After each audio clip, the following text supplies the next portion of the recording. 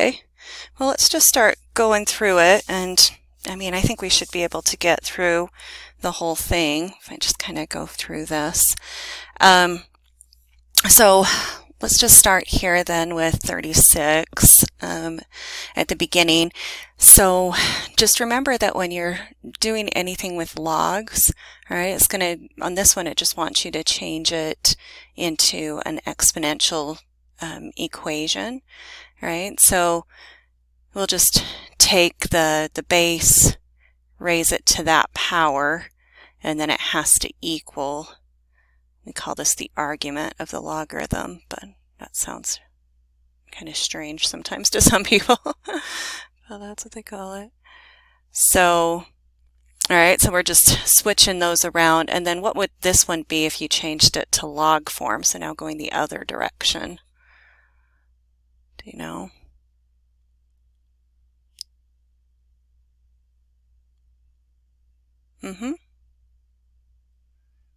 Equals 9, right? Because it's always, logs are always equal to the exponent there. All right. So then on 37, right? So if we head here, it's still kind of the same type of thing, but sometimes I like to write here equals y. Sometimes it helps in some of these to be able to think of it so that you can still change it to exponent form. So we're still doing 3 to the y power equals negative 27. All right, and if we end up with a negative number, then that means that our exponent must, if we end up with a negative number here, that means that we can't do it. There's no number, right? 3 to the what power gives us a negative number. That can't happen. So, so that would be just like a DNE, does not exist, or something like that. Okay, but then on this one, on part B, so notice that on here we don't have our bases the same, right? And so you can't really combine those together, but we can change that 2 to the third power. All right, what is 2 to the third power the same as? Like if I simplified that, what would that be?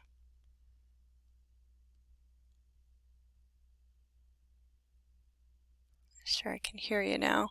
That's 8, right? Or 8 to the first power. And then we still have 8 to the fifth power. So again, if we just simplify this more with our properties of exponents, now that our bases are the same, right, and it's connected by multiply, what do we do with those exponents?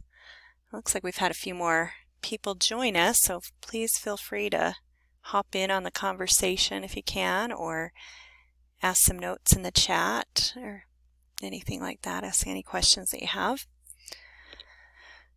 All right, so what's 8 to the first power times 8 to the fifth power?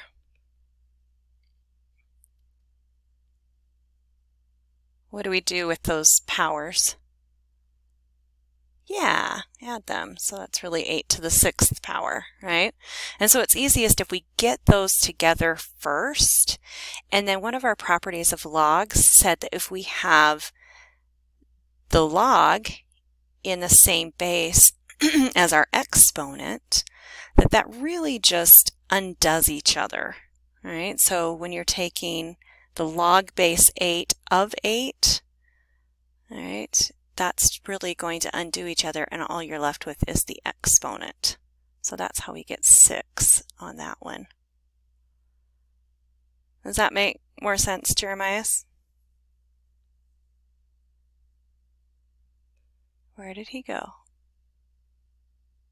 Maybe we lost him for a second.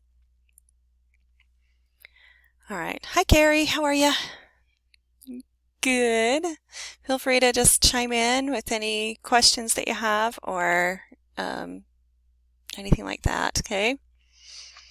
So on 37C now, can you see my screen okay, too? Okay.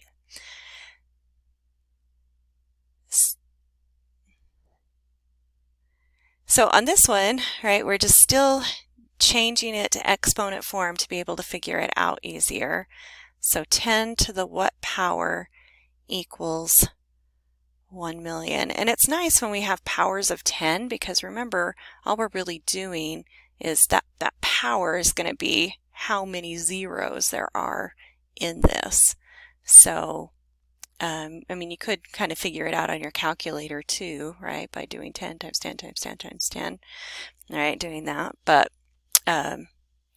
yeah, so if we say 10 to the y power equals 10 to the 6th power, because that's the same thing, then since our bases are the same, then we can set our exponents equal to each other. So again, our answer on this is 6. Okay. All right. Any questions there so far you can think of? Not too far into it yet.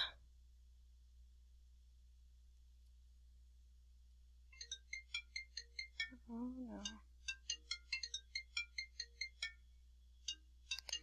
All right. So let's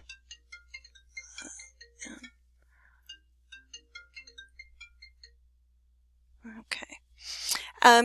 All right, so let's go to this next one where we are given, it says compute the following if the output is an integer. If the output is not an integer, give two consecutive integers, one of which is a lower bound and one is an upper bound. All right, so we're plugging that 81 in place of x, right? So we'll have, I'm just going to write it as y instead of f of x, right? Equals log base 3 of 81, right? And so then again, if we change this to exponent form, that will be an easier way to think about this. So remember, it's the base of the log raised to that power, so 3 to the y equals 81. And so then we're just thinking, 3, how many, multiplied how many times gives us 81? And what would that be? Yeah, that would be 4, right? 3 to the 4th power is there. So, all right, and then if we do the same thing kind of on this next one, so if we have y equals log base 3 of 15, right, and change it around, 3 to the what power gives me 15. Well, this one is where they're talking about there's not an integer, right, that gives that to us. So we're thinking, which two numbers is this going to fall between on this one? So we know that 3 to the 2nd power is 9, and we know that 3 to the 3rd power is 27. So 15 must be somewhere in between there, right? So our answer is going to be between 2 and 3, because we're saying which two exponents, right? So it could be 2 point something is going to be our answer. And we kind of did that a lot when we went through and, did all of that, stuff with our calculator. We were figuring out, what's the closest one we can get to there. But on here, we're just going to say which two integers it's between. Okay, what about this one? So if I have y equals log base 3 of 1, right, help me rewrite this. How would this be rewritten?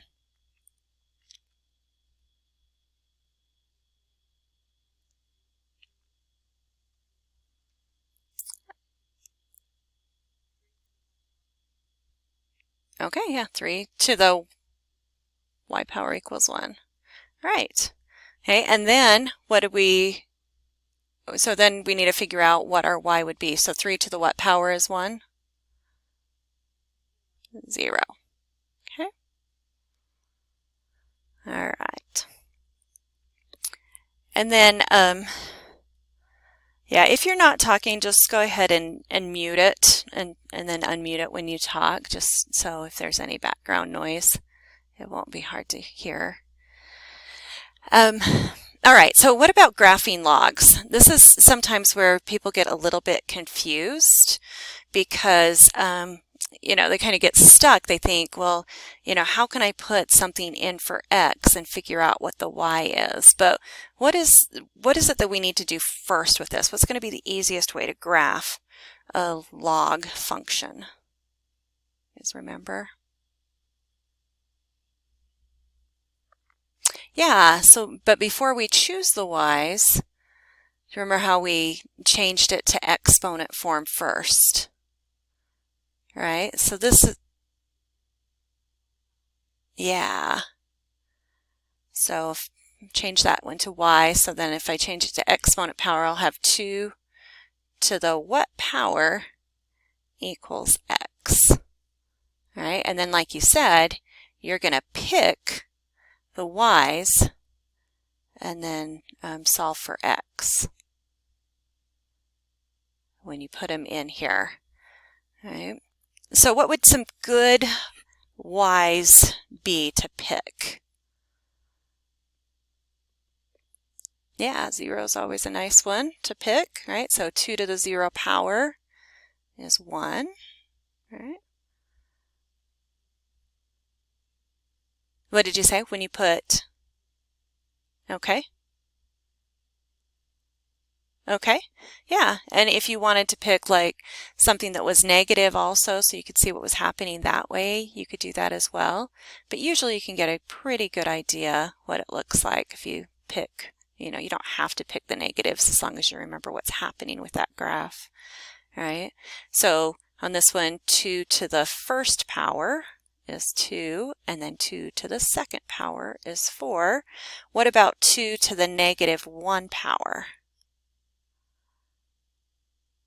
What would that be? Yeah, that would just be 1/2, right? Because when it's raised to a negative exponent, we're flipping it. All right, so then if I put these in, so 1, 0 over 0, or sorry, over 1 up 0 is there. Over 2 up 1, over 4 up 2. And then if I went over 1/2 down 1 would be about here. All right, so we can see it's getting close to which axes? Where is there going to be an asymptote on this? Yeah, on this y-axis.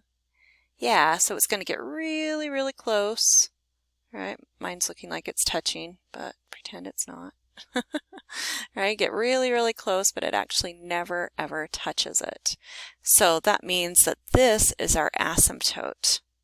Right? And on some of your homework and on some of the labs that we did, we asked about these, these asymptotes. And it seems like some people are still having a hard time, when it says, write the equation of the line for an asymptote or something. They're like, what am I doing? But that would just be, you could say, I'll accept the y-axis if you want to put that down. That's what it is. Or that's the same thing as x equals 0, right? The line x equals 0, because remember so our x's are moving left to right, right? And we said this line right here up and down is x equals 1, x equals 2, x equals 3, all right? So this has to be x equals 0. So I know sometimes people think, how is the y-axis x equals 0? But it is, because we're thinking about moving left to right on our x's. All right, so let's answer the rest of these questions then. What's the base for this one? 2. How about the domain? How do we find the domain? Where do we look on the graph? So how far to the left does this go? Yeah, but does it touch 0? Does it touch? Because remember, that's right here, right? That's the asymptote. My graph looks like it's touching, but it really shouldn't be touching, right? It's getting really, really close, but doesn't touch. So that's why we have to put a parenthesis to say it's getting close to 0, but it's not going to touch it. And then how far to the right is it going to go? Yeah, positive infinity. Okay, and then what about the range?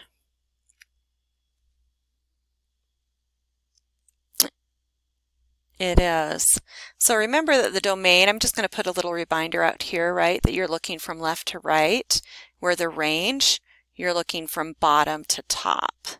All right, so you always want to start with the smallest number, which is going clear down to negative infinity.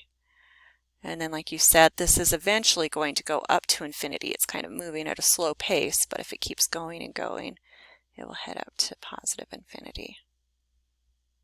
Okay, so the most important thing when you're graphing log functions is to remember to change it to exponent form. Because sometimes people just get stuck, you know, like when they're looking at this going, I don't know how to graph that, but then you change it to exponent form, you're like, oh yeah, okay, and I just need to remember to pick my y's and solve for x's. So just keep that in mind on those.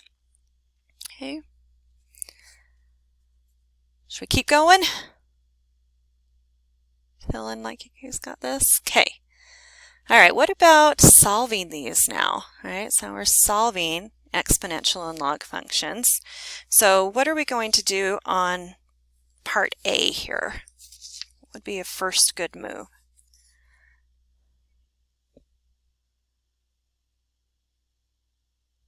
Yeah, and I would say anytime you have anything in log form, I mean, if you get stuck on it on the test, like think to yourself, if I change this to exponent form, could that help me?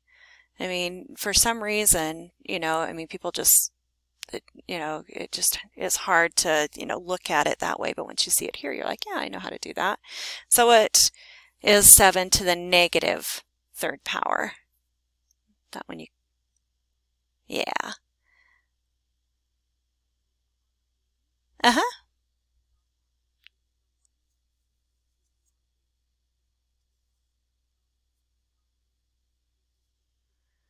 You do, yep, so 6 to that power equals x.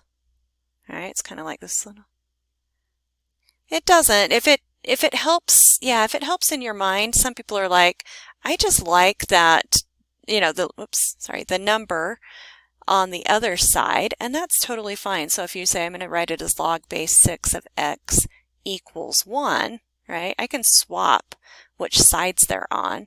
And if that makes it easier for you to go, oh yeah, it's 6 to this power equals x, then write it like that.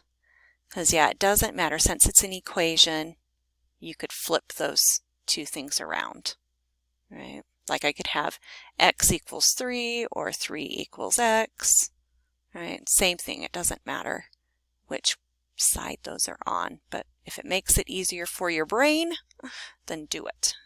Good question. I'm glad you asked that. All right, so then what would this be? Yep. 6 to the first power is just 6. Okay. All right, what about the next one? What do we have to do here first? That is right. So you can't change this to exponent form until the log is by itself. So on these first two, we already had log by itself on the same side of the equal sign is what I mean. So on this one, we see there's a 5 times the log. All right, so first thing you have to do is get rid of that 5 by dividing by 5 since it's connected by multiply. So then we really have log base 10 of x equals 4. Whoops, I didn't finish writing that underneath there. All right, divide both sides by 5. And then from there, now that the log's by itself, now it's just the same thing that we did above. 10 to the 4th power equals x. And what is 10 to the 4th power?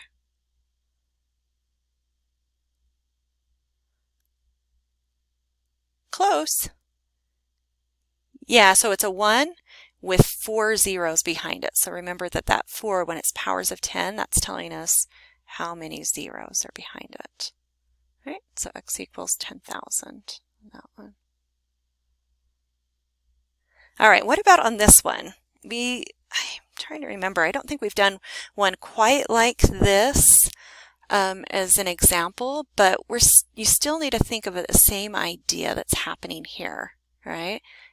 The log is not by itself.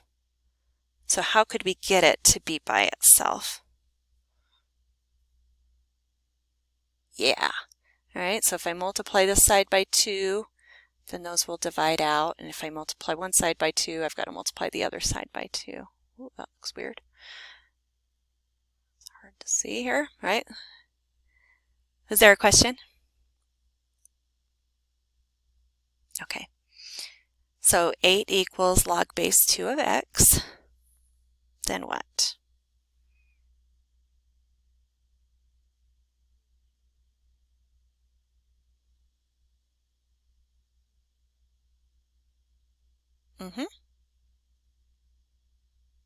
Yeah. Yep. So if you just put in your calculator, right, you'll have your calculator. I don't know what 2 to the 8th power is, but just use your Awesome. So we'll just put that in and figure it out. All right. All right, how are you guys feeling about solving logs?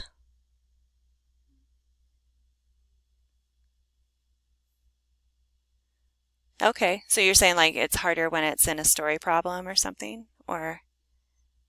Okay. Yeah, so when it's set up this way, you see, okay, if I get the log by itself, change it to exponent form, and then solve for x. Yeah, and that's why we did that little war game in class, was just because I was trying to get you into the mode of really being able to, okay, let's switch these to exponent form, right? That's what we did a ton of in there. Okay, well, let's keep going. What about these? Now we have exponentials that we're solving, right? And some of them, there might be a no solution, so we need to talk about why that would be if that happens. All right, so on this one, again, all right, we have this 1/5 out in front of what our exponent is. So we want to get rid of that first. And so sometimes people get like wigged out with fractions, but if I'm trying to undo, right, multiplying by 1/5, what can I do there? Okay, you could divide by 1/5, but I'm going to do a little thing out here. So if I say divided by 1/5, right, 1/5 divided by 1/5, that's really saying 1/5, flip the second fraction, change it to multiply, right? Do you remember that? And so we're really, so it's easier to think of just taking the reciprocal of this and multiplying by it is what I'm really doing there, so that everything divides out and I'm just left with a 1, which is what I'm trying to get there. All right, so that's gone. But then I also need to times this side by 5/1. What was your question, or was there a comment?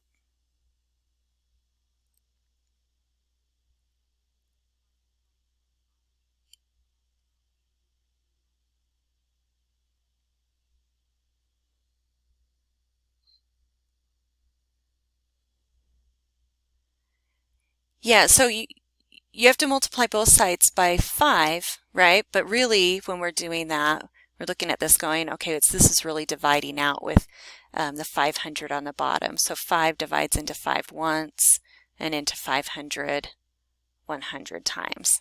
Is that what you said? Or did you do something different? So go ahead.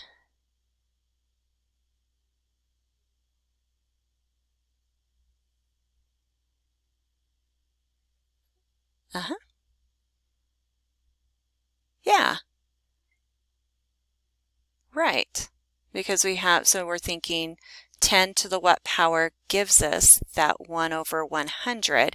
And maybe if I explain it just a little bit more here, all right, we're trying to get these bases to be the same. So this is really the same as 1/10 squared, right? 100 is 10 squared.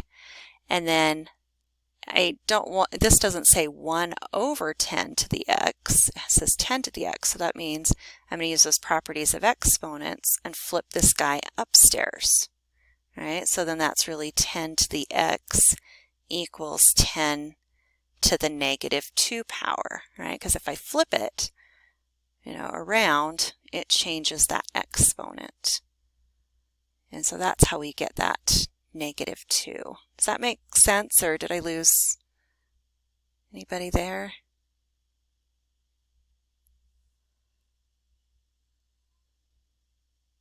Okay. All right, so what about, let's actually do C next here. Okay, so what would I do on this one? So I'm trying to solve for x. What would be a good first step here? Yeah, because again, we're trying to get that exponent part by itself, just like we did up here. All right, and so then use your calculators and figure out what is, okay, 243. All right, and so now we're trying to figure out 3 to the what power gives us 243. All right, and I mean, I don't know, how are you guys thinking through that? Do you just use your calculator usually and just do, you know, like 3 to the, you know, you're like, well, I know 3 to the 4th power is 81, so I know it's going to be higher than what? Yeah, yeah. And I think that's a great way to think about it. So if that works for you, then do that. What are you thinking, Carrie?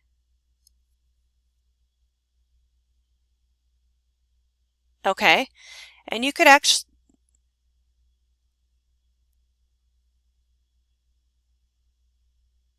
yeah, and it actually could just be the log of both sides. We didn't really talk about natural log yet in this class, but it doesn't matter if you do log or natural log, but the whole idea is that you can do that, and that will get you there, because that's what we're going to end up doing up here. All right, so that's why I kind of wanted to talk about this one first. So on B, we have to do that. All right, but so I'll write this down and then we'll go look at B. So on this one, there's no way to make these bases the same. No way. Where down here there was. We could figure out 3 to the something power is 243. Right? But sometimes it's hard to see if you can make those the same or not. So I like your idea there, Carrie, where you're just like, I'm just going to take the log of both sides and, you know, and go from there. And that works just fine. So on this one, we have to do that. All right. So I'm going to write that kind of up here to remember. Take log of both sides. All right. Because that is going to allow us to solve for x. So then I really have log of 9 equals log of 7 to the x. And then like Carrie was saying, this x, right, since we're taking the log of it, that x can really come down in front and be multiplied by that log of 7.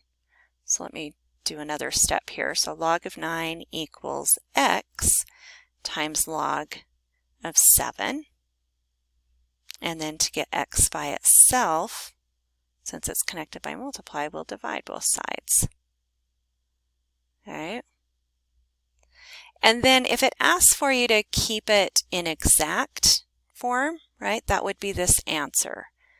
All right. On some of the questions, it's going to have you do exact form and a decimal approximation. So make sure you're looking for that and that you give both of those if it's asked for there.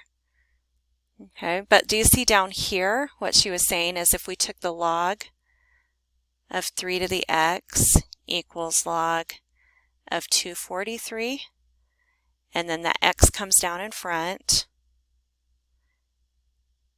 All right, and then if you put in your calculator log of 243 divided by log of 3, you're going to get 5.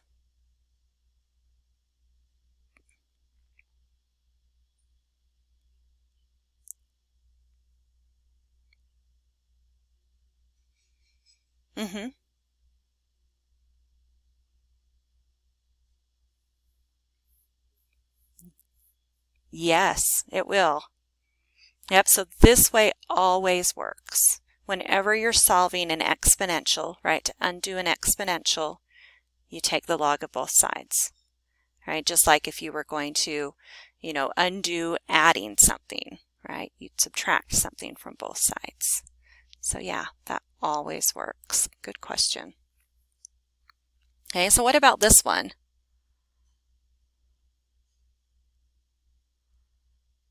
Okay, so if we do log of -5 equals log of 3, and I'm just going to put that x out in front here if you're okay with that. All right. Right. Yeah, so when you try and put that into your calculator, what does it say when you put in log of -5? Yeah, so some calculators will have different things, but somehow it's going to have error, domain error, something like that, to let you know that it doesn't work on that. Because when we're thinking of this, we're thinking 3 to the what power gives me -5.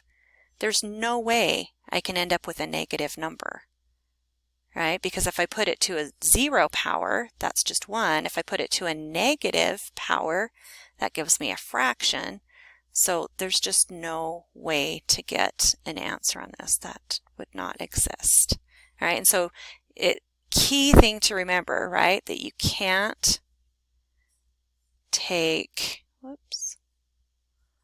logs of negative numbers. What about of 0? Can you take the log of 0? All right. And remember, that's because if we go back up here to our graph, right, our log graph, it's because it's getting really, really close to 0 here, right? But it never touches it. All right, so when you're taking the log of these different numbers, all right, it's giving you what that output would be, where it would be on the graph up there. Does that make sense? What can I explain better for you there? Are you sure?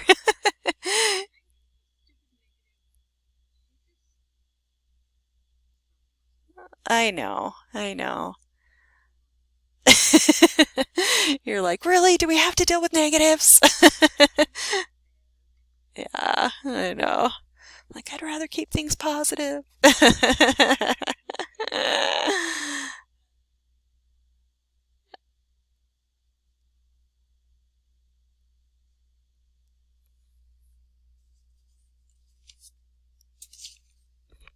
Okay, let me see if I can find a place on here to do that one, because that would be really good to look at, because you guys are going to get to that one anyway. So let's see, so this was on, I'm just going to make a little place here for it, and we'll just say, so it was lab, number what did I say? Okay.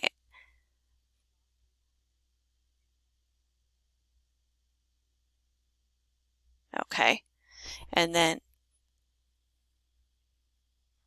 okay, well, does it say that? I think it just says circle the answer if it's an integer. Or am I thinking of the wrong one?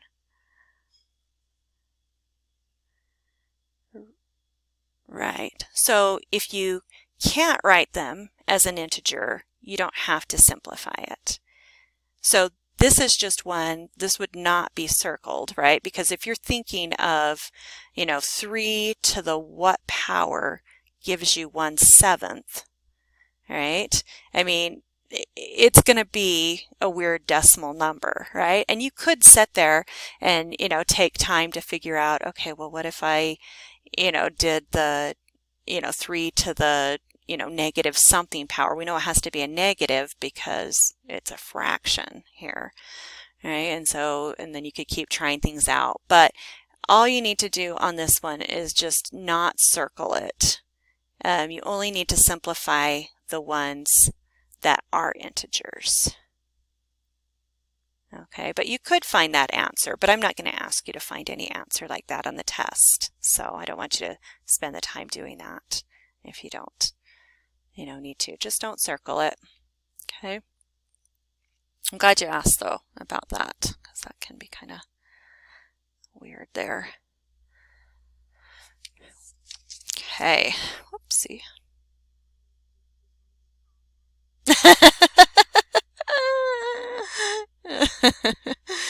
I know, you just like see the story problem and you're like, seriously? My anxiety level just went up 1,000%. All right, well, let's break it down because that's usually what you just have to do, right? I mean, and it's easy to get overwhelmed just because it looks like, oh, there's so many things here, but just try and focus on, just the part that we have here, right? All right, so whatever the name of this is an antiviral medication, right? The amount of it in the body decays, so that word decay is really important, right? So I'm going to underline it, and it decays 24% every hour. All right, one dose is 200 milligrams of the active medication. So 200 milligrams of that antiviral stuff is in each dose. Okay. So then the first one, right, just want you to write a model. So before we do that, let's remember if we're dealing with something that grows or decays at a certain percent, right, then what kind of a function are we going to have here? Yeah. All right, so it's always, if you're dealing with these percent, right, percent decay, percent growth is always going to be exponential. And so we said our exponential functions are always going to look like this. Y equals A times B to the X power, right, where A is what? Yep, that's the start. All right, the start amount, and what's B? Yeah, so that's like your percent change, right? But you've got to be careful with that, right? Because when it's decay, then you're really saying, okay, whatever the whole thing was, right? Like the 200 milligrams in this case, but we're just calling it one whole. We're going to, that one looks really crazy now. We're going to subtract off 24% because it's decaying at a 24% rate. And 24% is the same thing as 0.24, right? And so when I do 1 minus 0.24, what do I get?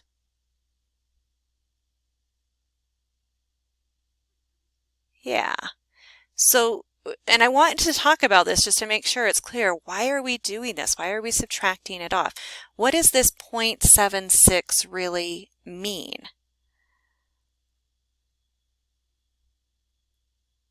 Yeah, is what's left in your body, right? So if 24% is going out of your body, right, it's decaying by that amount, then there must be this much left that remains in your body, right? Okay, so then when we write this down, and they want us to use d of t there, so I'll use that. So d of t equals, so what's my start amount? Yep, 200. Then times what? Yeah. Yep. So the 1 minus that 0.24, which is just 0.76, raised to the t power in this case, since it's saying do d of t, right? And if you, like on the test, if you put like d of x instead of d of t, that's just fine with me. They're just trying to, make sure that it's clear that that t represents time in hours, so that when you solve for it, you're like, oh yeah, that's time. So, but, okay, so that's the first part, right? Just getting it written down. So what would we do on the second part? So for treatment, a patient should maintain at least 50 milligrams of the medication in their body until the treatment is complete. Use the model to determine how much time after the first dose the second dose should be given. All right, and this one says write it in exact form, but I actually want you to write it this story problem, I don't see why to make it in exact form. It's going to be, I mean, it's not going to make any sense to you, you know, because we're finding, right, the time. And so I actually want you to round it to a decimal on this one. Okay. Yeah, so we're saying, because this is our end amount, right? So this is our end amount, this is our start amount. So if we have 50 milligrams in our body and we started with 200 milligrams and we're keeping 76% of it in our body every hour, right? We're going to be setting it up like this. Okay, now what are we going to do? So we're trying to solve for t. What'd you say? Yeah, so we've got to get that exponential part by itself. So let's divide by 200. All right, so what is 50 divided by 200? Yeah, so I'm just going to write it down as 0.25. You can, if you want to leave it as a fraction, you can, but since we already have a decimal over here, I'm just going to leave those the same. So 0.25 equals 0.76 raised to the t power. Now what?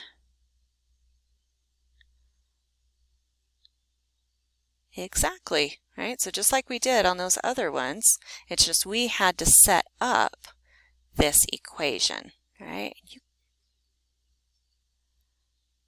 Okay, so are you lost in why we're taking the log of both sides, or?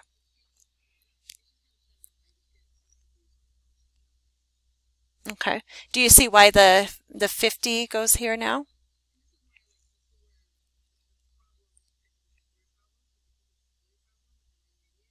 You're not an idiot. Don't say that. No, you are not.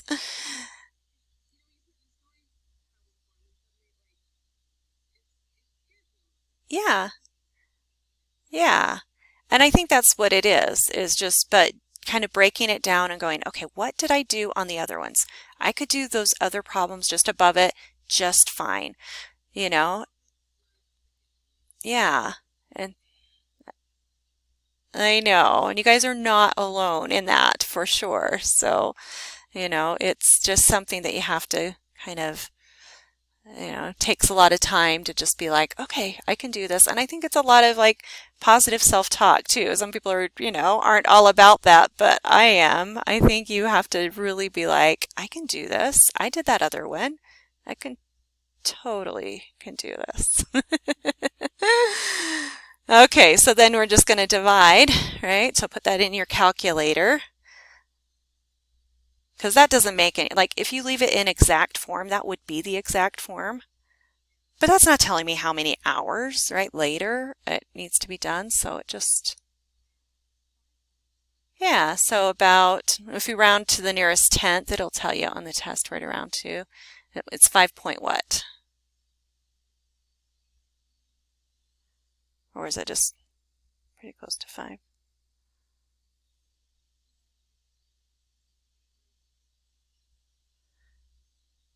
Are you getting lost, Tony? That's okay. Okay. So 5.05. So if we round that to the nearest tenth, then we'd have 5.1 hours. All right. So we don't want to get any lower than 50 milligrams in our system. All right, is what it's saying for it to be effective. And after 5.1 hours, it's going to go below that. All right. All right, I guess on part C, this is where it's saying change it to a decimal. We already did that. Sorry, didn't see that. And this will be on the exam. All right. So up here, it was just saying write it in exact form, which is this. Ugh, I kind of wrote that a little too close. All right. And then the approximated answer, right? And then it says round to 1 decimal place here. All right, so this is, I want you to know how to use your calculator. I think it makes more sense. And then you can even check to see, does my answer make sense? right? I mean, because if you came up with something like, 51 hours, say, you got your decimal in the wrong place or something, like what medication stays in your hour or in your body 51 hours, right? You would need a dose long before that. Okay, so yeah, so that's why I want you to make sure that you can change it to an answer that makes sense there. All right. How are you feeling about setting it up?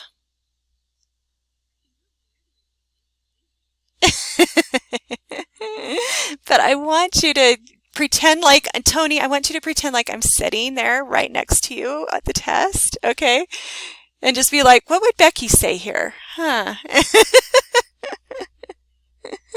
You are not.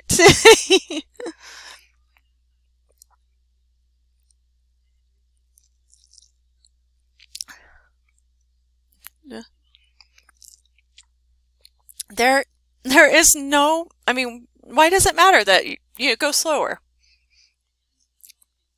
Yes, I know. Because then you can be careful, I mean, there is no bonus points for finishing the test early, right? So just use the time you can. There is kind of, I mean, there's different parts to it, but there will be like 15.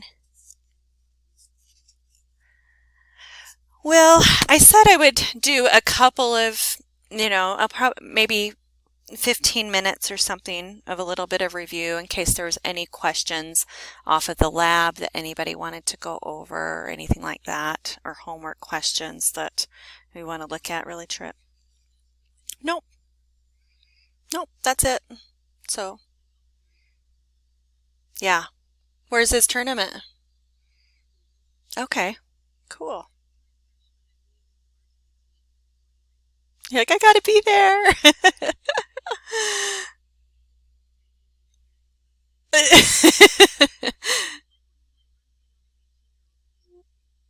I know, I hear ya. My kids did water polo, and I had my kids in 7th grade that were playing water polo against like 18-year-olds. It was scary. Yes. Especially when they give me these horror stories of what goes on underneath the water. It's like, yeah, I was like, ah. Yeah. Okay, you guys are going to set this next one up. Okay, so you buy a house. So I want you actually to try and write down, so don't say anything out loud yet. Okay, so everybody has a minute to think about it. All right, so you buy a house for $150,000. I don't know where you'd find that house, but its its value is increasing by 4% each year. Right, so same thing that we did above. It wants us to model this, right? Write it as an equation, but now it's increasing by 4%. So let me give you a minute to just think about how you might set this up.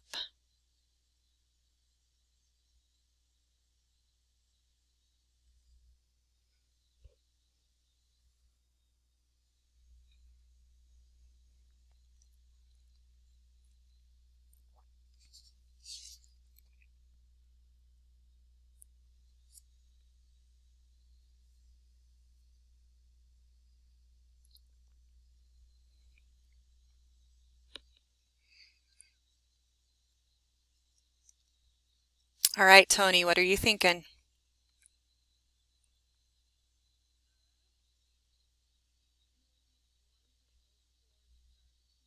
Okay, yep, that's going to be because we have to do our 1 plus.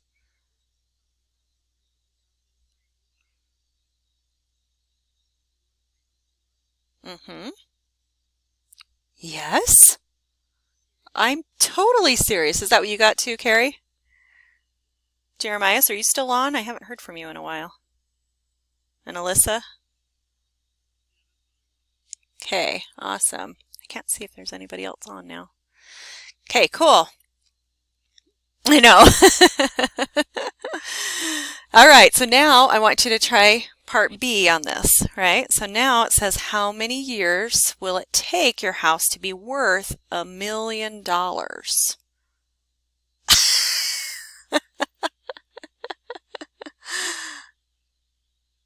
Okay, so again, look back up to what we did on 42, kind of how it would be similar.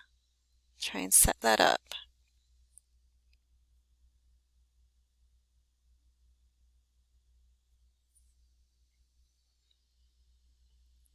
You what?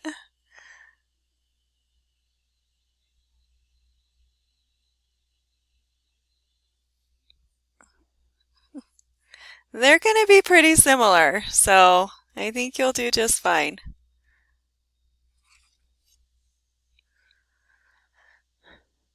Okay, so you should have 1,000,000.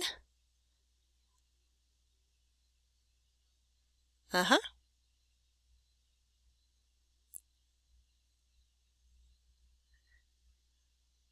Mm-hmm.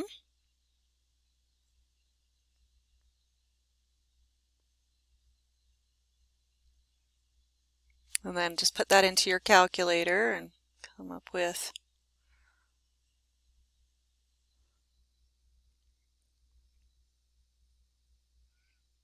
so what is 100 divided by 15, or what does that come out to be as a decimal? Okay, so it's kind of hard on something like that because you can't make those decimals, right, keep repeating in there. So in this case, I would say it would be best to keep it as a fraction. So you could reduce this fraction to be 20 over 3, right? Because, and that, yeah, exactly, because you do not round until the very last step. Because if if you just tried to, change this to, just like 0.3 instead of the 0.3 repeating, it's going to make it off just a little bit. All right, but you can do this. All right, and so now take the log of 20 thirds, and then we'll have t times the log of 1.04, and then we'll be dividing by 1.04. So depending on your calculator, right? I mean, if your calculator, even if it will put all of this in here just like that, I would caution you because sometimes people just make mistakes with their parentheses. And so I really think it would still be the best idea just to figure out what log of 20 thirds is, press equals, and then divide it by log of 1.04. Because otherwise, I mean, your calculator is very literal. And if you don't put parentheses where it wants parentheses, then it's going to be doing something you might not want it to do. So, all right, so what do you get approximately then here? I guess that would be down here is what I'm supposed to, all right, and so then you round to,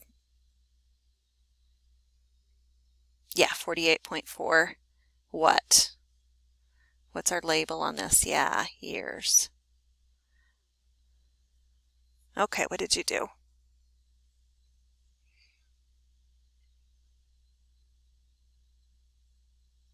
You got what?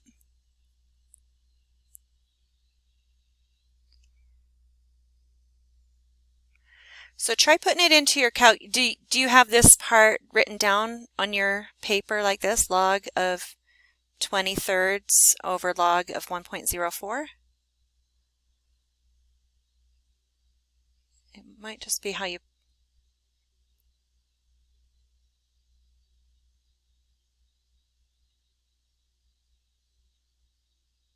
Oh, nope, it wasn't.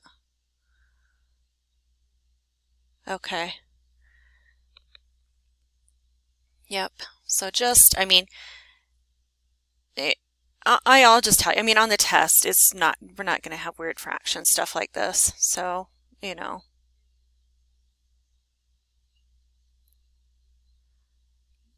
Yes, I know, by 20 years. Wow, right? And even at thinking about this, like, are you going to keep your house that long to get it to be worth $1 million? It's a long time, maybe. But Nice.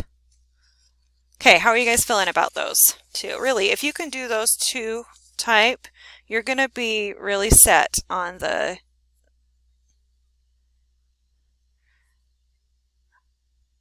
deep breath and and positive talking to yourself, telling you, I did this yesterday. I can do this again, you know. Good.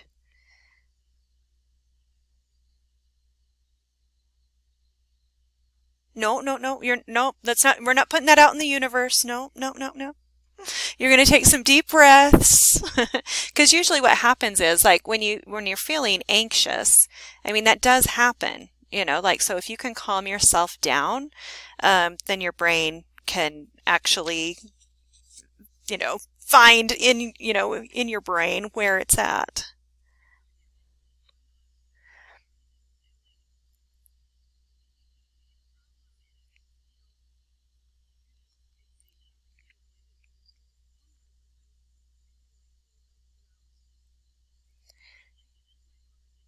Yeah, no, and I understand what you mean. That's why at the very, before we even started these two problems, I wanted to talk about like if you see percent, right? If it's talking about a percent change, it is exponential, right? It is going to be this form.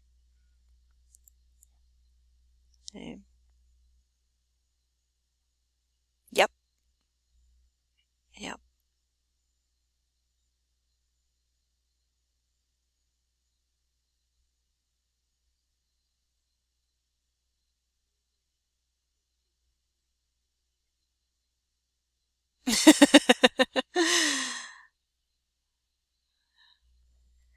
I did that so many times through school, you know.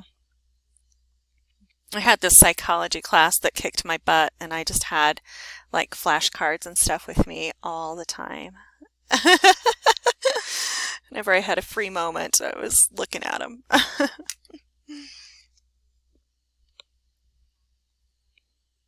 The factoring. Okay, let's make sure that you're understanding it because no, it is not. You got to quit putting yourself down. You got this. But factoring is a really important skill to have for 1050 because you are going to keep factoring things. There's going to be a lot of things that is going to be given to you in these forms, and it's going to ask you to factor it. So they're going to build on this, and so I would say it's one of the most important skills that you learn, in 980 and 1010 is factoring. So all right, so let's look at this and let's make sure you remember how to do this, right? So let's start with B first, because B is a little bit easier. When the leading coefficient is 1, right, then remember I said we can go straight to hippo butts, right, which is just straight to those parentheses. Okay, and then you're thinking to yourself, what times what is x squared? Well, the only way to get there is x times x. And then what times what is negative 15 that adds to be positive 2, right? So I'm thinking what multiplies, okay, and adds to be 2, right? Because there's only a few possibilities. And so if you get stuck, list out all the possibilities that you could have there. Right? And so really on this one, there's just 1 times 15 and 3 times 5. All right, those are the only things that multiply to be 15. And if it's a negative 15, that means 1 needs to be negative, 1 needs to be positive. And so you said which one's going to be negative? The 3, right? Because if I add those together, negative 3 plus 5 gives me that positive 2. So x minus 3, x plus 5. Oh.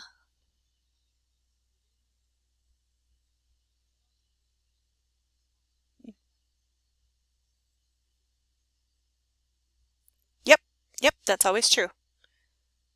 Yep, that's always true. And it's just because of this, right? If we need this to be positive, all right, then when we add our numbers together, one's negative, one's positive, that bigger one has to be positive. So yep, that's a good way to think about it.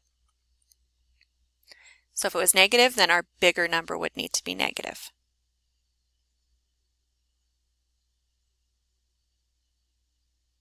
Yes, yes. Yep.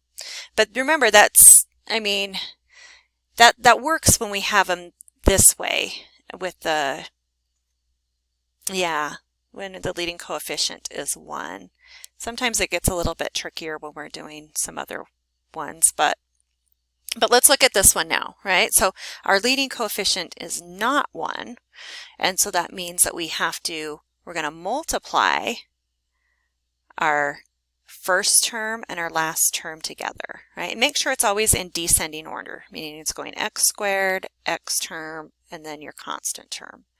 All right, so take the first and the last, multiply them together. So on this one, we're thinking what multiplies to be negative 12, that adds to be what? We're doing A. Yeah, so because there's an invisible 1 there. Okay.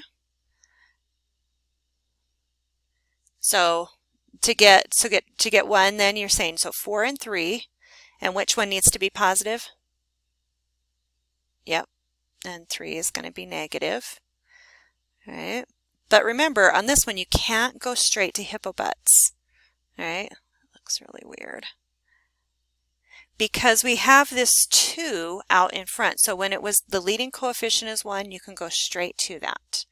All right, if it's not, then you either have to do, he may have taught you some, so let me just, synthetic factoring really is the fastest way to go, but if you have a different way that has worked for you, and I want you to keep using that, but if you're like, I still keep getting confused, try it this way, right? So remember,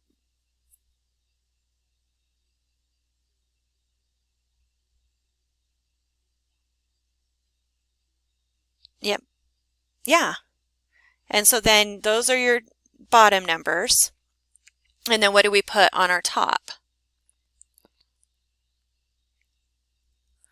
Actually, maybe I'll just move these over here a little bit.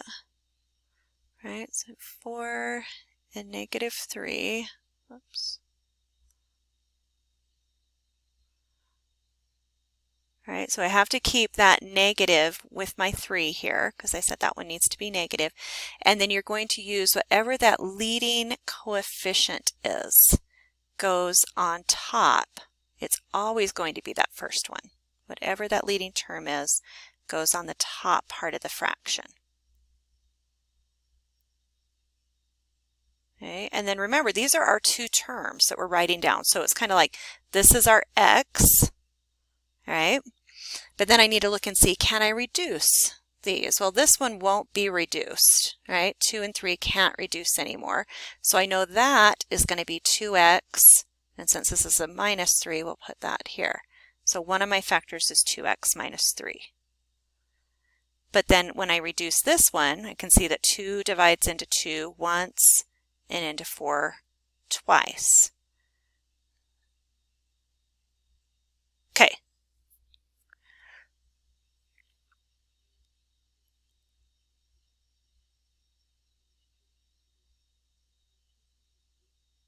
That's fine. If that way makes sense, yeah, to your brain. So if you do the factor by grouping, it would be this. So 2x squared, and then you do plus 4x, right, minus 3x, minus 6.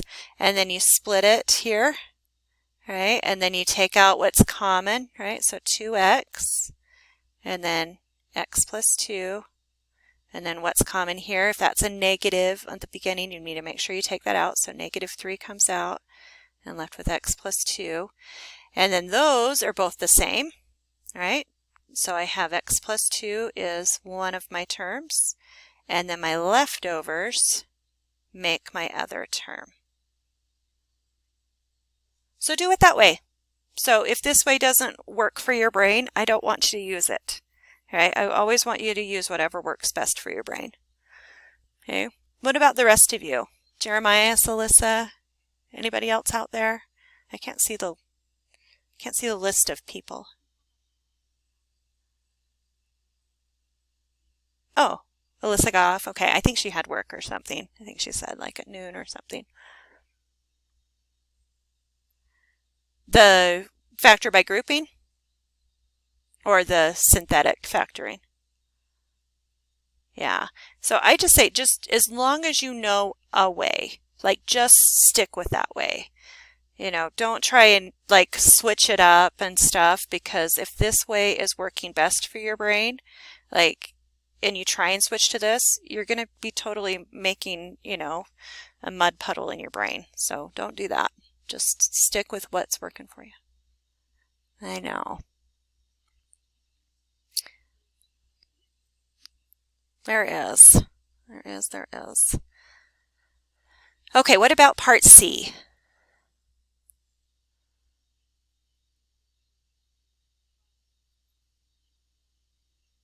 Yeah, so you always want to see, on this there was not a greatest common factor that we could take out, but you want to first always look for a GCF, because the way it is right here, thinking that can't factor. But like you said, if we say, oh, I can see 2 divides into 50, 2 divides into 18, all right, then when I divide that 2 out of both terms, then I'm left with 25x squared and then minus 9,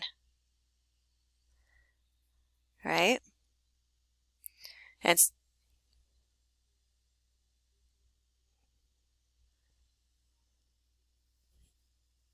yeah, so whenever you have a binomial, so remember, so these over here were trinomials, and so these are going to factor, you know, in the ways that we talked about here. But when it's a binomial, oftentimes you'll end up with this is a perfect square and this is a perfect square. And so then you're just thinking, okay, what's the square root of both of those numbers? And that's going to help you figure out what goes in here, right? So you're thinking, what times what is 5x squared? Well, that would, or sorry, 25x squared, that would be 5x and 5x. All right, and then what times what is 9? 3 and 3. And then what are we going to do with our signs on this? Because we want there to be no middle term left. And you see, if I do, that's 15x, and then this would be negative 15x. So that would make them cancel out, leaving you with no middle term. So, and you can always just FOIL it back out. So like, you know, because if you did like a plus and a plus or something, because you're like, I can't remember, what do I need to do there? FOIL it back out, and then you'll be like, oh, I've got 2 pluses there. That's giving me a middle term, right? So, oh, I don't want that. So let me change one of the signs, and then you can see how that would be. Does that make sense? Okay. So now on this next one, so we're still going to be doing more factoring, but now we're going to, you know, use it as a tool. So, but this one they want you to do by factoring, but you could, So, but if you can't factor them, then you're right, then you'd want to go to, yep. Okay, so I want you guys to try and factor these two. All right, even if you did it before, I want you to try and see. Remember, this one you need to get everything on one side though first.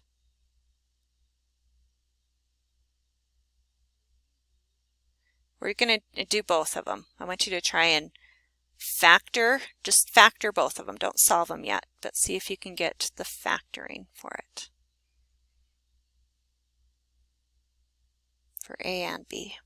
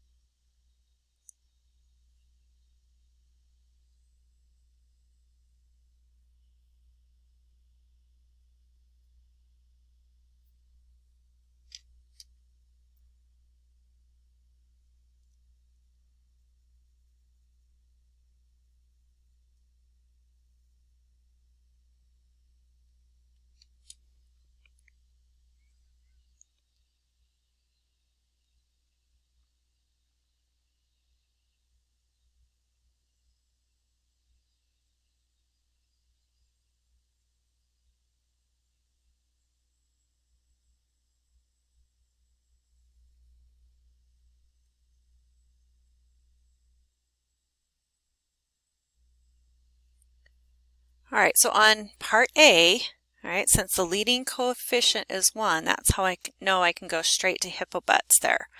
All right, so x times x gives me x squared. First term, what times what is 2 that adds to be 3? Yep, positive 1, positive 2, right? And we'll come back and solve that in a second. I want to do the factoring over here too. All right, so what would be the first thing we want to do on this one?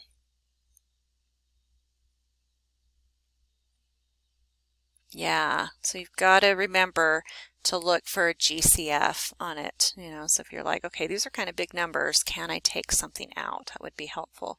All right, so if I take a 4 out, then I'm left with x squared minus 2x plus 1. And now this leading coefficient is 1, so I can go straight to hippobutts here. All right, you do. Yep. So then x times x gives us x squared. What times what is 1 that adds to be negative 2? Yep, negative 1 plus negative 1. All right, gives me a negative 2. Negative 1 times negative 1 gives me a positive 1. Okay. All right, so now that we have them in factored form, let's go back to A. What do we do here to solve this equation? Okay. So what do you come up with there, Jeremiah, when you do it? Yep, x equals negative 1, x equals negative 2. All right, and then what about here on B? Do we need to do anything with that 4?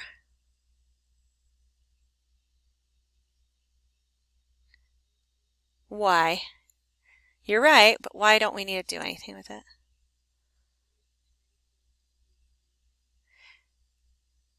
Well, there's no x to solve for there. Remember, when we're trying to solve for x, right? There's no x in that factor to solve for. So there's nothing more.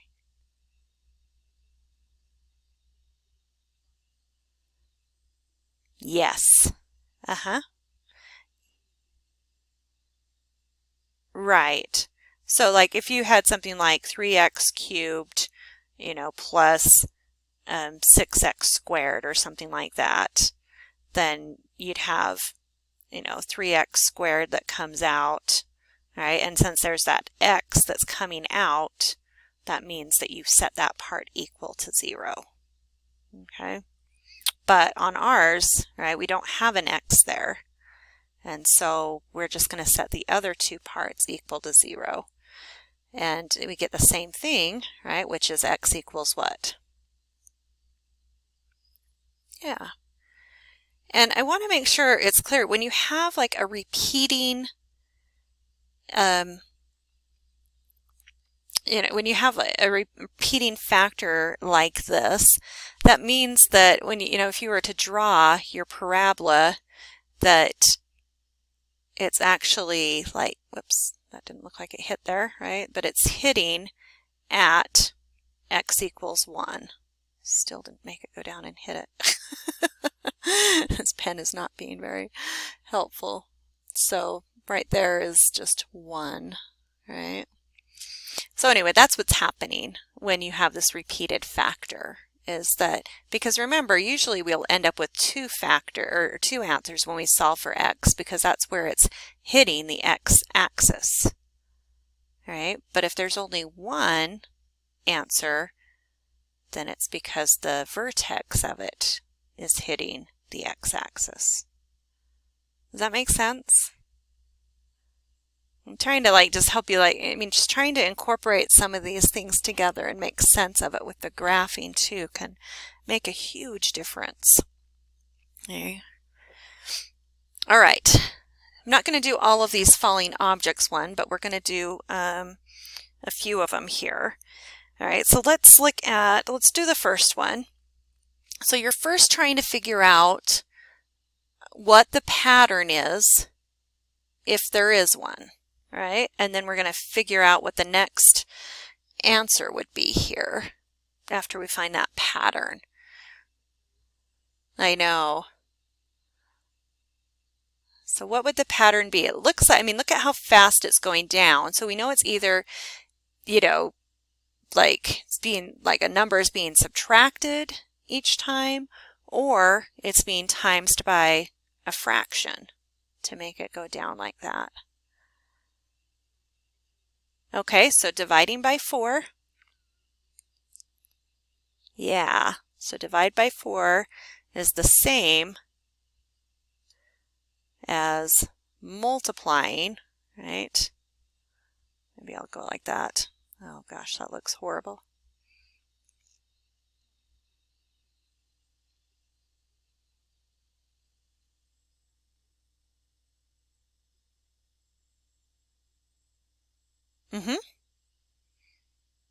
Yep.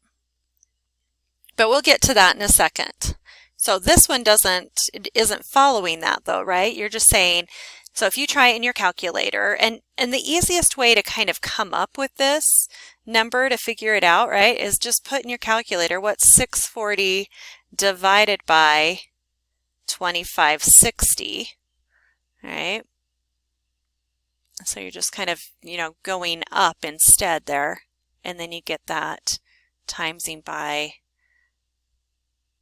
0.25 is what's happening on this.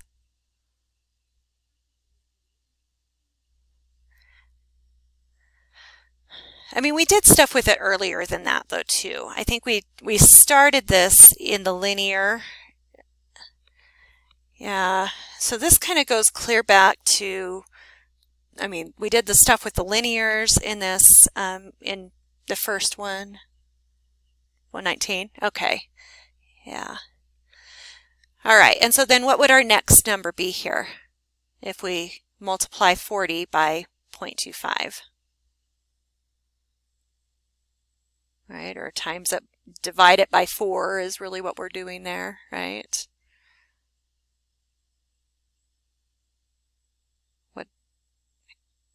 So 10, right? 40 times by 0.25, or 40 divided by 4, however you want to think of it, gives you 10. All right, so now we are multiplying by the same number each time. So that is what gives us a hint to what it is. So we're looking to see, is it linear? Is it exponential? Okay, and why do you say exponential? Yep. So exponential, remember how it's always, you have that constant percent change, or we've also called it a constant ratio. Okay, so constant percent change. Because this is really timesing by, right, if it's 0.25, it's really timesing by 25%. Right? So constant percent change is how we know it's exponential. And that's all you have to put on something like this. All right, tell me what kind it is, how you know it's that. All right, let's look at the one next to it now. So now what are we doing to go from one to the next?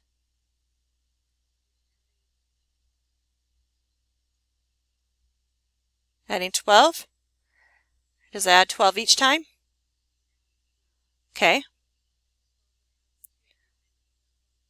Okay, so it adds 14 there. Yeah.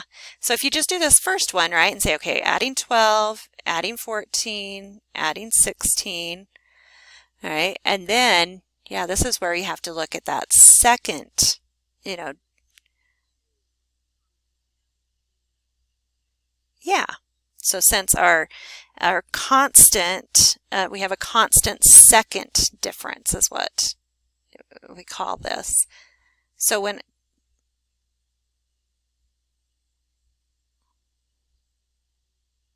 what did you write? I can see yours. Uh-huh. Mm-hmm.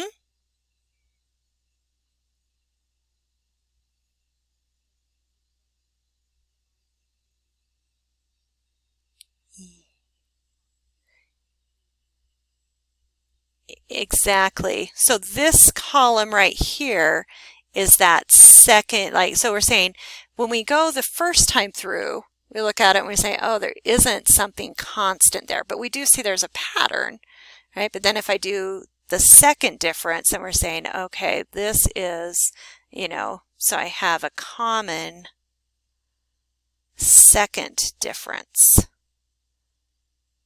Right? And so that's how I know that's quadratic. Or you can say it as a constant, right? Meaning it stays the same, second difference.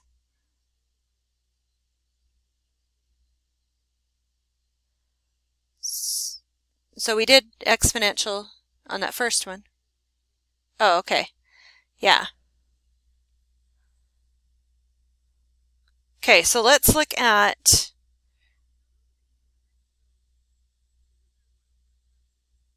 okay. So what is happening here? So it's going up by 6 and then up by 0 and then down by 6, right? But then if we look at the second difference of this, right? So we're like going, there is no, there's nothing constant. So that goes, whoops, sorry, down by 6, right? To go from 6 to 0.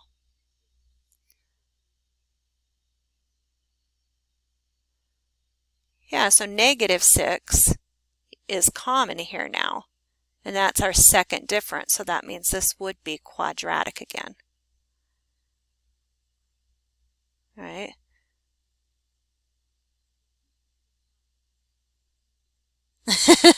Well, it kind of looks like that at first, right? Because you look at it, and if you only look at the first difference, then you're like, yeah, that doesn't look like anything. But then if you take a closer look, you're like, oh, if I subtract 6 there, I get to 0. If I subtract 6 there, I get to -6. So I think this one was tricky, so to see that one. Yeah. And so really, if your first, difference, you're like, okay, there's nothing there that's the same, that's when you're like, okay, but is there something constant with my second difference is what you need to look at. But that's not going to happen when it's being multiplied. It's either being multiplied by that same number or not. All right, so like if it went, 0.25, 0.25, and then 0.5, all right, then there's no common ratio or no constant percent change. All right, what about this this one here? So we've got -37 to -48. Okay, so -11 each time.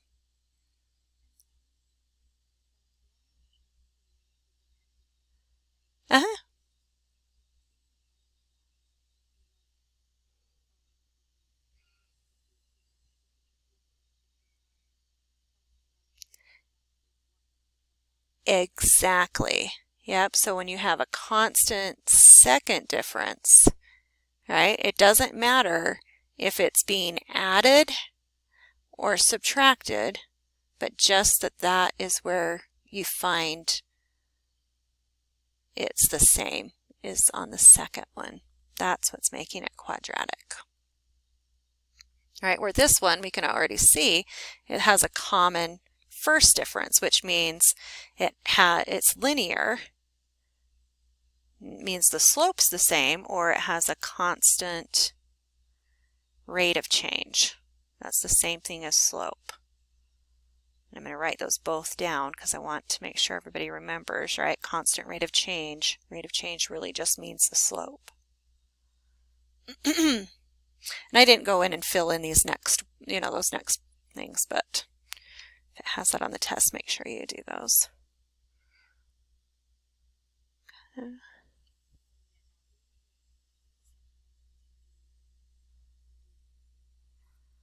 Yeah.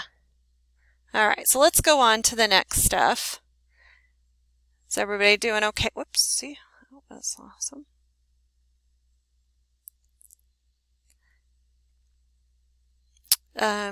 page 20. Oh, yeah, 47. That's our next number. All right, so I know, and it feels like probably forever ago that we talked about square roots and stuff too, right? So we need to make sure that we think about this square root function here. So whenever you're trying to graph something, except logs, all right, because you're going to you can make a table of values, pick your x's, and figure out what y is. And remember how we talked about picking some x's that would be, you know, maybe better than others, ones that would give us whole number answers. So meaning, so first of all, could I put a negative number in? Can I do the square root of a negative number? Yeah, that gives me an imaginary number, right, which I can't graph on this grid. So that's not something we want to do. We always have, we need to have positives inside the square root, or we can do 0. So let's start with 0. So if I put 0 in, square root of 0 is 0. All right. What would be another good one to put in? Yep, 1's a good one. What is the square root of 1? 1. Would 2 be a good one to put in? No, because it's just going to give us a weird decimal number, right? So then what did you say next? 4, yep, because we're choosing some perfect squares, right? Square root of 4 is 2.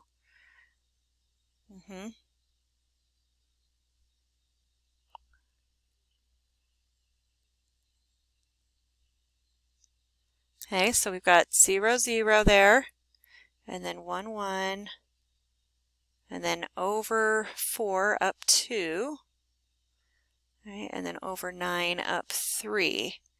And this kind of looks like it's a log graph, but what's the difference between this and a log graph? Yeah, well, I mean, the look of the, like if you were, yeah, it hits it there. It doesn't come down and get close to the y-axis, right, like the log does. So sometimes when people see this graph, they confuse it with the log graph. So I'm just saying, be really careful. Make sure you notice that this is a square root graph if you were looking at this. Okay, is that all right with that graphing?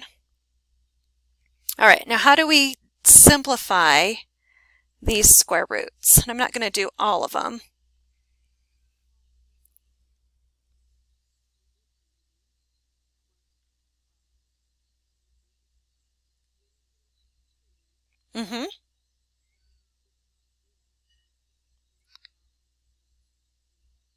Yep. I like it. Couples go out, singles stay home. Poor singles. Oh. All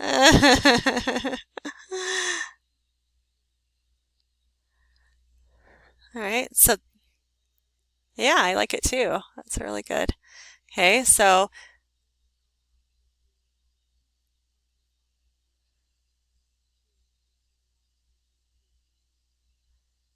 yeah, so but on part A, right, it would be that both of those 2's get to come out, and then the 5 has to stay inside. Oh. And when they go out, when couples go out, they want to multiply. There we go. That still works.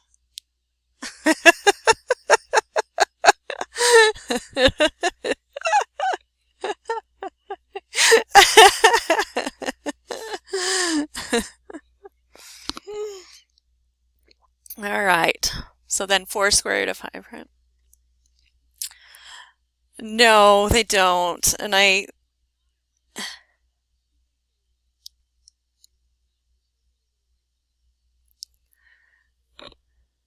yeah.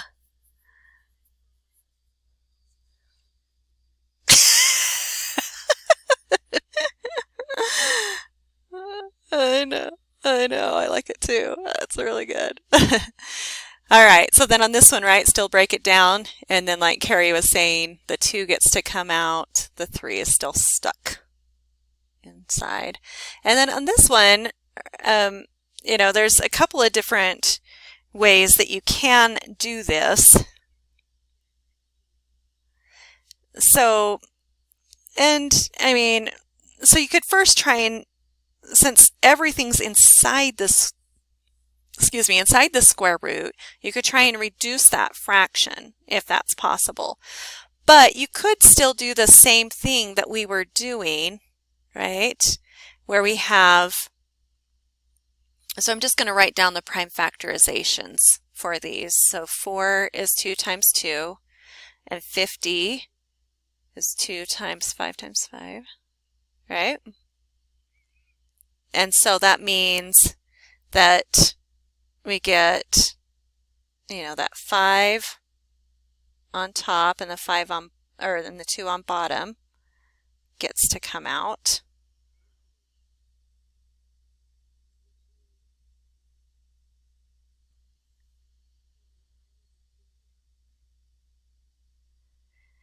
Yeah, so I mean, you could think of them as 2 different roots, kind of like this too. We talked about that.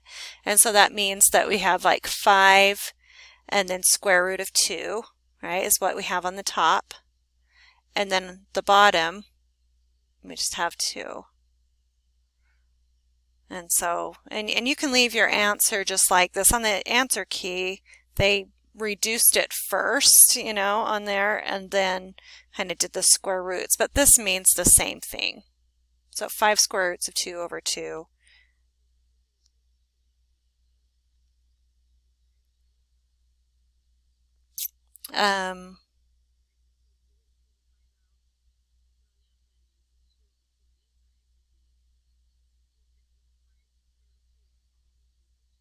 Yes, all over 2. Yep. Yeah.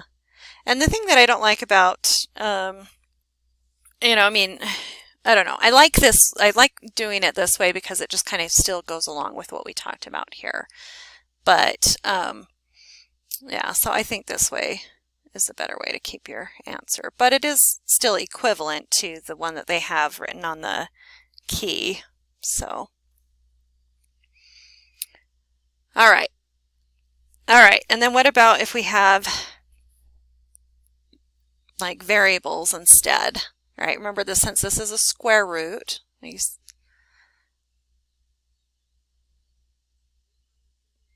49a.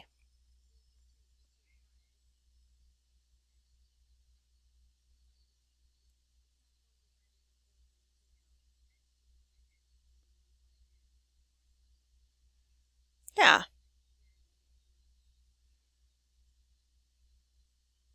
Yeah, so you can just think of this, since it's a square root, we're saying how many times will 2 divide into 5, right? It will go 2 times. Yep. And then 1.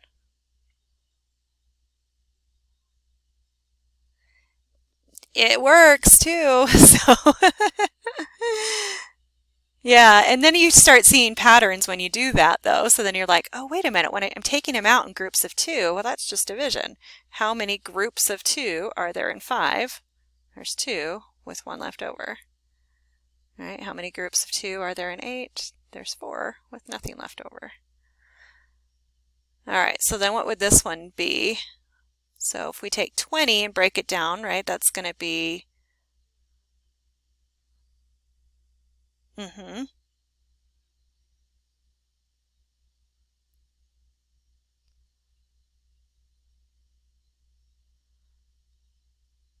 So 2 can divide into 7, right, 3 times. So is that what you said? Take a 3 out. Yep. So there's a single 5 and a single X. I get to hang out.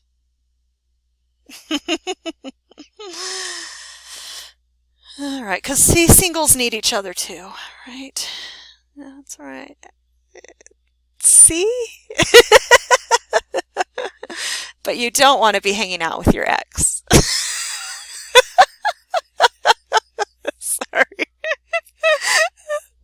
That's right. Oh, goodness. Okay. All right. Let's keep going with this. So now we're going to, use the square root property to solve these quadratics. So remember we said when we have, right, something squared, we're thinking, how do I undo squaring something? Well, I take the square root of both sides. And then you'd usually put a plus or minus, right, when you're doing these, but 0 doesn't carry a sign, so it doesn't get to be a plus or minus. We only get x equals 0 here. Okay, but what about on part B? What would we do there?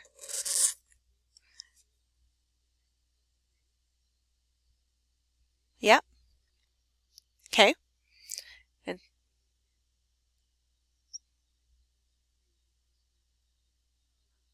But not just square root of 12, but remember plus or minus square root of 12. Okay, make sure you remember to put that in there. Okay. And then what?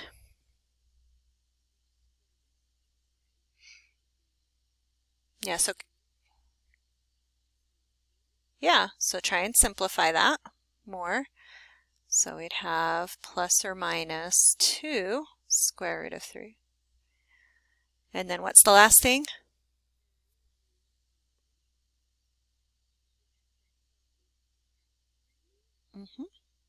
And where do you put it when you... Yes, always put it in front of that plus or minus. Thanks, Jeremiah. So negative 3 plus or minus 2 square root of 3.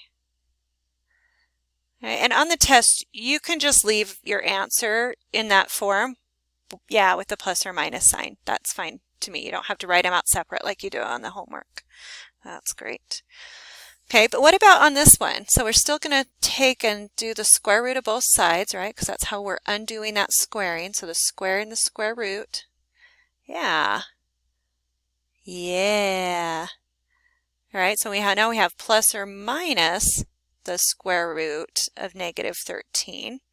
Or maybe I'll write this down just to make sure we're doing negative 1 times 13 inside there. All right, and I'm breaking it down this way because remember, the square root of negative 1 is what? I. Okay, so this is one of those other things that you need to make sure that you remember. So whenever you see a square root, all right, square root of negative 1 is always I. So I'd have x minus 2 equals plus or minus, what gets to come out? Okay, that negative 1 comes out as an I. And what's stuck inside?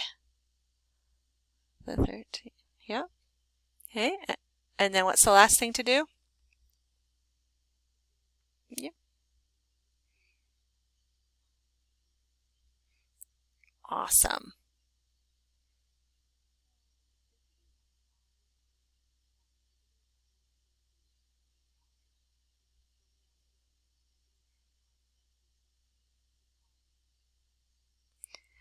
Well, it's just replacing it. So, whenever you see a negative, all right, because they couldn't deal with, this all started back, when people were coming up with this because they were like, I don't know how to deal with this.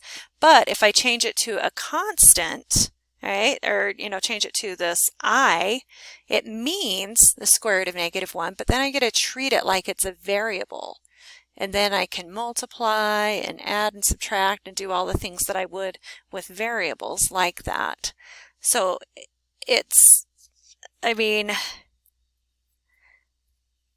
yeah, I don't know. I know there's probably different ways that your, brain is thinking about it, but just as long as you remember when you see a negative, you pull out an I. That's really what comes out.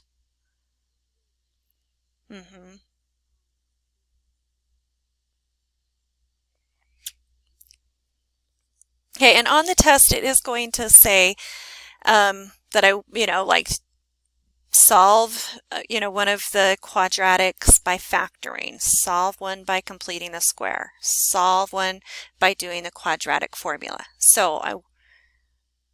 But I don't mind if you, check, another way or something, but you need to make sure that you show it that way. And that's because you have to use this completing the square for something in that you're going to talk about in 1050. So it's important to make sure that you do know how to do it.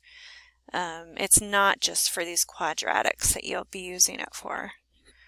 But so let's talk about that. So remember yep.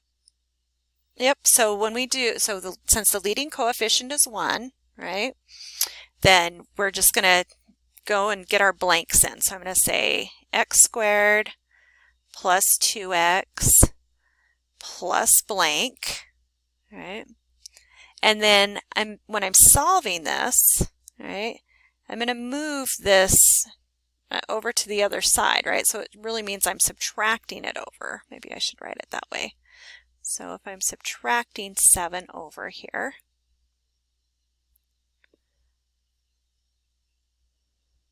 so we're trying to make you're using these first terms to make a perfect square trinomial because we're yeah.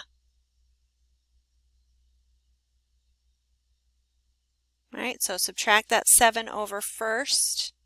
You want to do that and then fill in put in your blanks. So whatever I add to one side of an equation, I have to add that same amount to the other side. All right.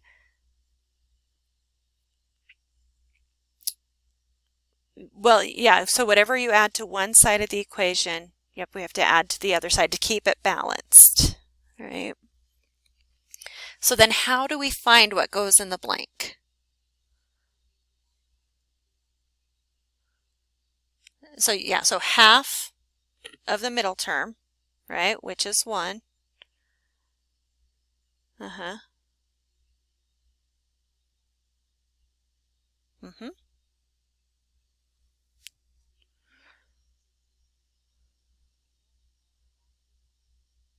right, so if it helps you to actually just do the actual factoring of it so you can see, if I factored this, right, x times x gives me x squared.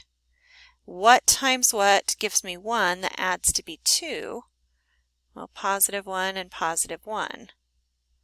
All right, and then on the other side, when I combine those together, I get negative 6. But what's another way I can write x plus 1 times x plus 1?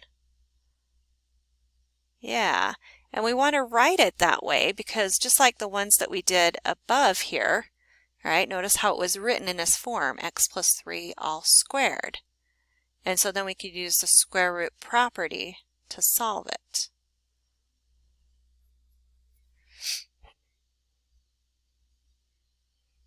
So this was solving by using the square root property. This one we're going to be completing the square so that we can use the square root property. All right, because now look at how this is like the same as what we started out with here. So then what will we do now?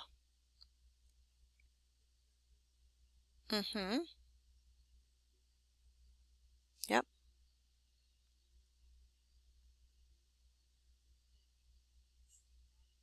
Right. So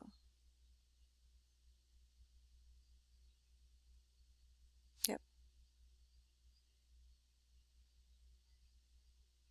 Yep. Oops, that looks like an I. All right, so then, sorry, this is hard to see.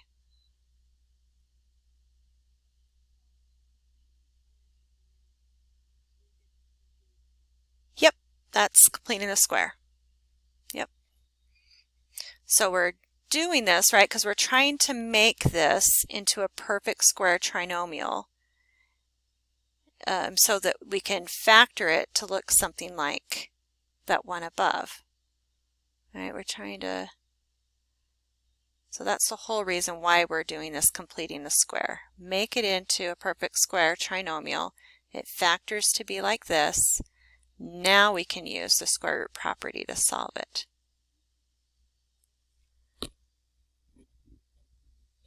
Synthetic factoring?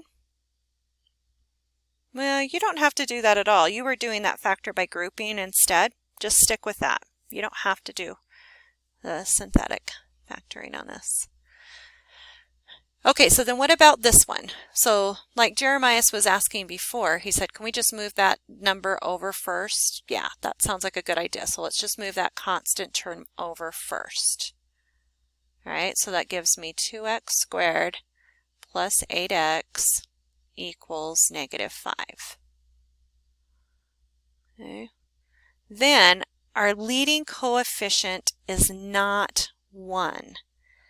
So we cannot do this completing a square unless it is 1. So what do we have to do here? Nope, we got to do something else first. We can't go to completing the square. Right. Okay, so just a 2. Just whatever the number is. Don't worry about the letters yet, because we want to keep this as an x squared. Yeah, so if we factor a 2 out of that, we're left with x squared. If we factor a 2 out of that, we're left with 4x. All right, and now I'm going to put in my blank. So plus blank, and then equals -5 plus blank. All right, so,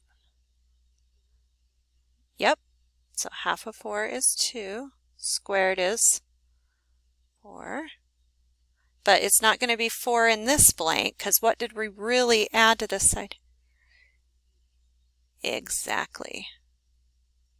Is that making sense to everybody that's on?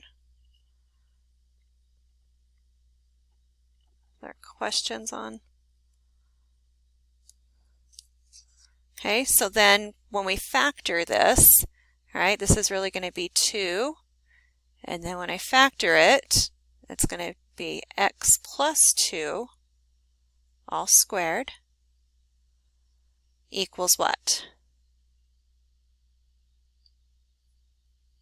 3. Right, when I combine those together, it gives me a +3. Does everybody see where I got this from on the left side?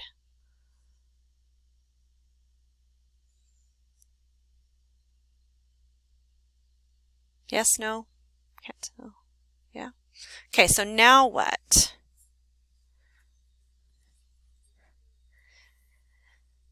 So you can't square root first, right? Because you're right, we do need to get this by itself because this 2 is not being squared. So we can't square root that whole thing. So yeah, by multiplication, so we need to divide. Yep, so we'll divide that over, right? Now you can take the square root.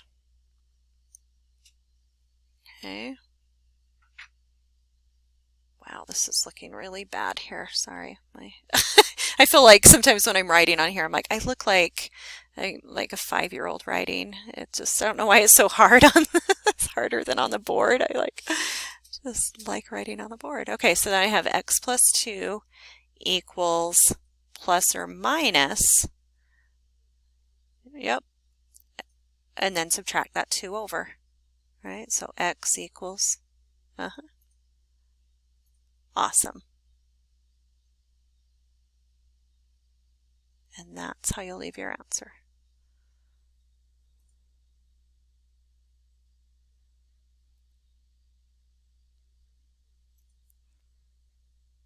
So this part, let's see if so this first part right up here that we did is called completing the square, right? And so we're completing the square, but then down here, you're using the square root property to solve this.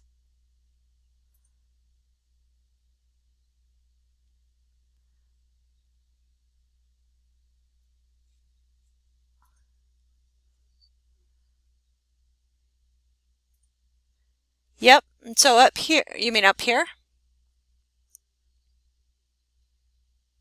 On 51? Yeah. So this, so this first part that we did here, wherever you're making those blanks, that's completing the square. All right, and then when you actually solve it, all right, then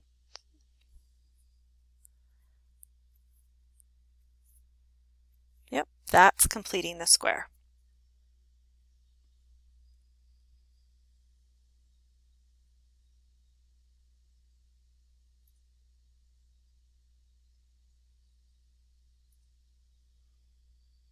All right, so then the next one, right, is the quadratic formula. And I am really nice, and I actually put the quadratic formula on there, but I want, yeah, I did. Yeah. I know, and I know sometimes that happens, right?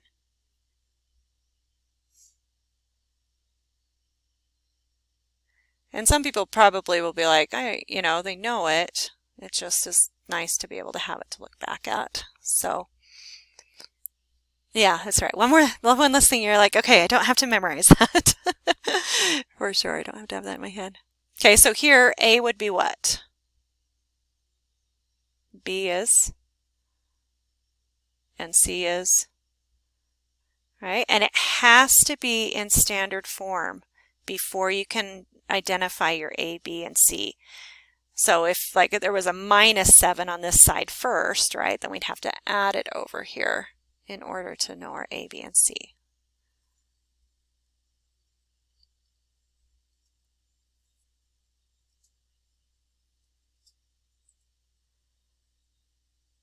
Yes, that's completing the square when you're solving it. Yeah, using it, completing the square.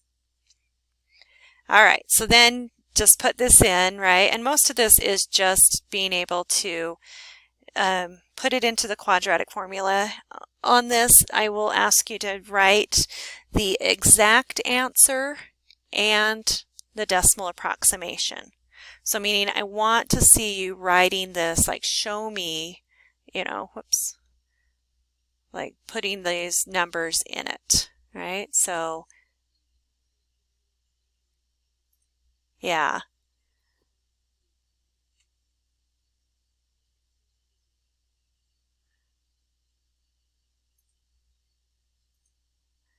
So, but do you see here? It's dividing everything all by 2a.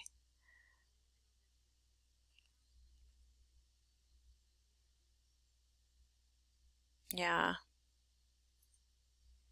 Okay, so then, yeah, so if we have -2 plus or minus, yep, because you have 4 minus 28, right, all over 2. So then, like you said, that's x equals -2 plus or minus square root of -24 all over 2. I'm going to come up here. You do need to pull out an I and anything else that can come out with that 24. So, right?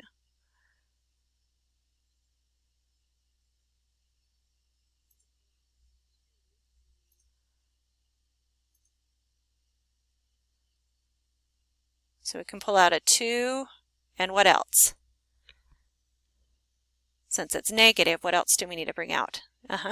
2i is on the outside, and then square root of, there's still 6 left inside. And at this point, this might help you a little bit more. At this point, instead of dividing the whole thing by 2, like divide each part by 2. That's the same thing.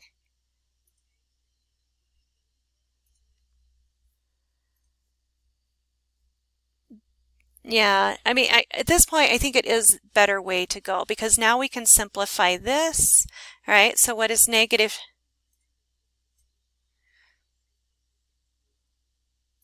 Yep, so keep doing that. So -2 divided by 2 is -1 plus or minus These 2's will divide out.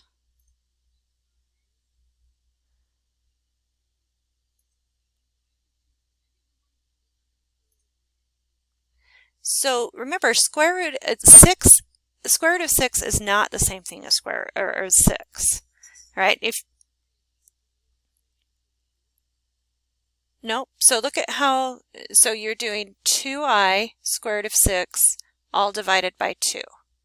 So that whole thing, yeah, so you're just putting a 2 under the stuff that's before the plus or minus and a 2 under the stuff that's,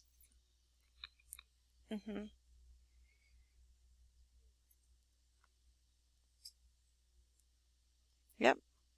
Okay. All right, and so then this one's going to be pretty much the same, and it's actually going to be easier because there's not going to be an I to take out. So I think I'm going to skip to the next one if you're okay. Yeah. All right, so let's do 53. Where did I put that? Let's do A, C, and F. I think will be good ones to look at because I want to make sure you know how to do something when it's in standard form, right? When it's in factored form, and when it's in vertex form. And if you want to write those, you know, on there to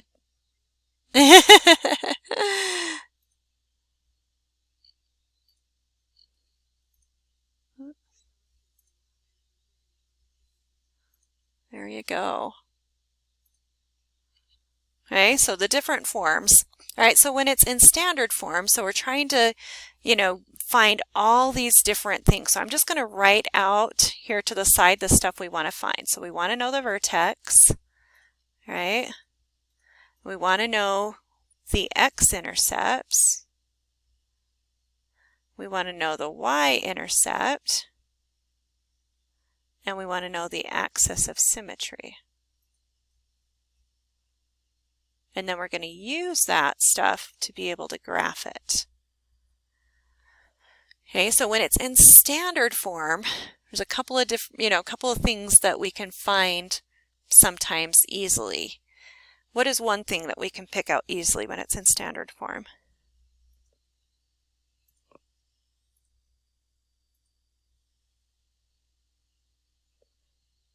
Yeah. Yep, the Y-intercept. Because remember, when you're trying to find the Y-intercept, right, that's where you let x equals 0 and solve for y. And then to find the X-intercepts, right, you let y equals 0.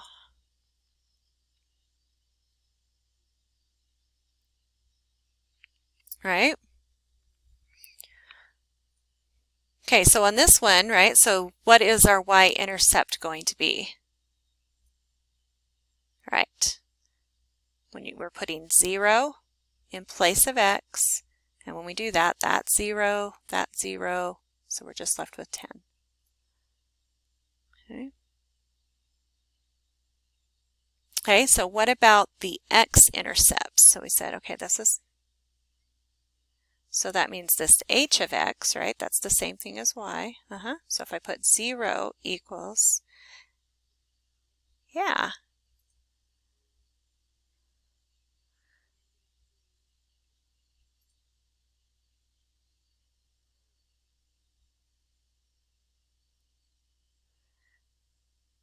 Yep, so positive 5. So when you factor it, right, it's positive 5 and positive 2. But then when you solve it, right, x equals negative 5, x equals negative 2. All right, and I want you to write these, you know, whenever it's an intercept or vertex, like write these as ordered pairs. So what's one of my x-intercepts then? How would I write it as an ordered pair? Yep. And then the, right. Okay, I mean, and write this stuff down somewhere to help you remember. This would be another good thing to make sure that you know, right? Y-intercepts, you let x equal 0, solve for y. To find x-intercepts, let y equal 0, solve for x. All right, because that's where sometimes people get a little stumped on these. All right, then what about, how do we figure out then where the vertex is? There's a couple of different ways that we can do this. Yeah. So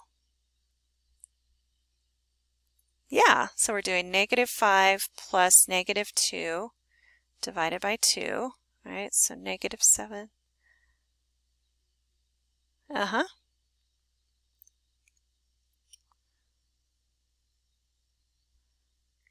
How do we find it? We know x, right? So this is saying our x is -3.5.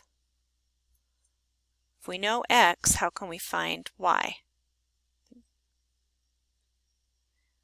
No, not set x to 0. What is x? Right. Yeah. All right, so we'll have y equals, actually I'm going to move this down so it's closer to this, because this is kind of where I'm doing vertex stuff down here. Label it a little bit here. So that was my x, and then to find my y, right, I'm putting -3.5 everywhere I see my x. So I have -3.5 all squared plus 7 times -3.5, and then plus 10.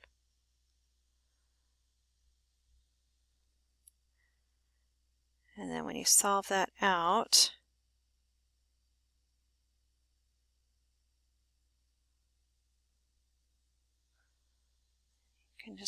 you can leave it as a decimal. You don't have to, I'm not going to care if you have it as a fraction or a decimal. Either way is fine with me. So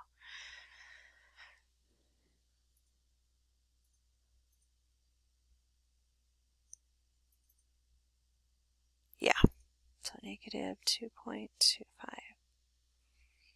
Okay, so that's part of my vertex, right? So remember, to find the vertex, right, you said, okay, I know it's going to be halfway in between my x-intercepts. So I found the average of those, right, added them together, divided it by 2. That gave me my x. So now I know part of my point. And to find my other part, I just have to plug it in to the formula to figure out what y is. Okay, then what would my axis of symmetry be? And that's always going to be the same as your x-coordinate in your vertex. All right, let's see. I'm not gonna go through D with you, so I'm just gonna write it underneath here. All right, so just need more space here. So now if I'm graphing this, right, I've got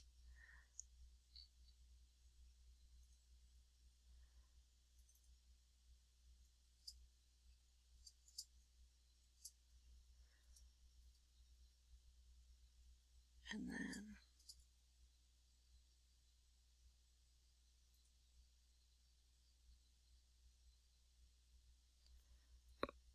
all right, so then my vertex is over -3.5 down 2.25, so about there.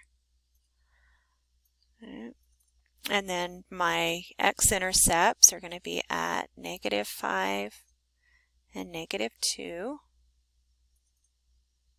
And then my y-intercept is up here at +10. And so we can see, right, if like my parabola is kind of looking something like that. Well, that looks horrible. It's like so shaky. All right, well, I'm not going to get it. But remember that, so here's our vertex, right? And so that's where our line of symmetry always goes through. Well, what was our x part of our vertex? So what? Yeah, so my axis of symmetry is the line x equals negative 3.5. That is the name of that dotted line there. You remember that, or is that like...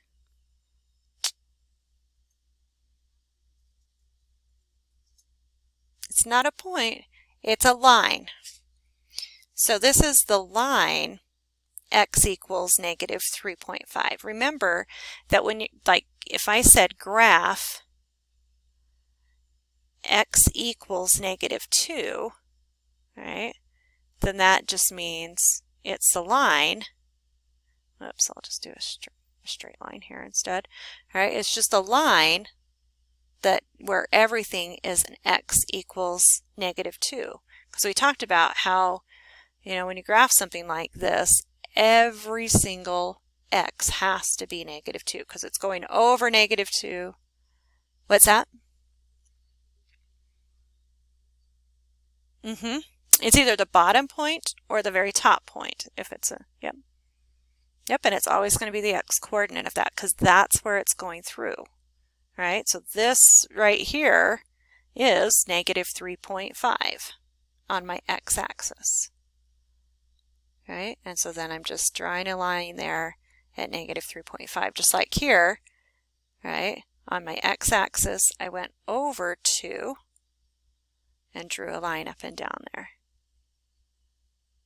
So I know it gets kind of confusing because you look at that and that looks like that's a coordinate, but when we're talking about the axis of symmetry, this is the line, right? I'll put just kind of, it's a line. Okay, and just a rough sketch like this is all you need.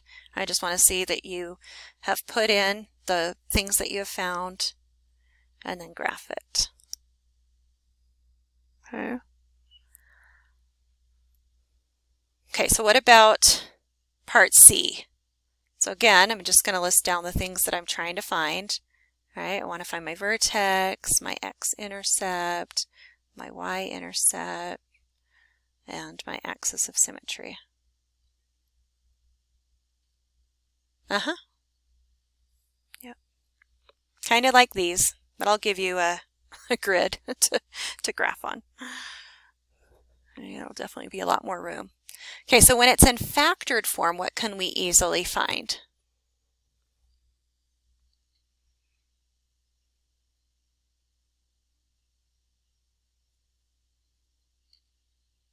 Well, let's just go through and see. Can you see what the vertex is right away when it's in this form?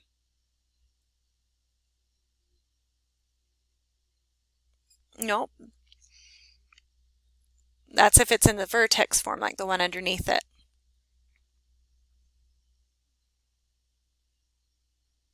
So vertex is not easy to see in this, like it is. Yeah, so now let's go back to these things, right? Let's find our X and Y intercepts. Those will be easier to do. We'll come back to that vertex stuff in a minute. All right, so to find the X-intercept, yeah, you're going to put 0 equals, all right, this. It's already factored for you, so you don't even have to factor it. But then just set each part equal to 0, right? So we get x equals negative 2 and x equals negative 6. So let's write those as ordered pairs. Whoa, what happened there? All right, so then we have negative 2. Is it flashing on your screen weird, like mine is? Okay, negative 2, 0. I really don't know why it's doing that. You guys see that happening, or is that just happening on my screen? Okay, I'm like, I don't know if my pen is like wigging out. It's like, I'm tired, Becky. I'm sick of writing already. Stop. I don't know why it's doing that. Oh my word. And then where did it go? Like, it all just went away. Okay. Oh my word. I've never had this happen before. All right. And then how do you find the Y-intercept? Nope, that's what we just did to find the X-intercepts, right? We put... So now you put, 0 in place of x's.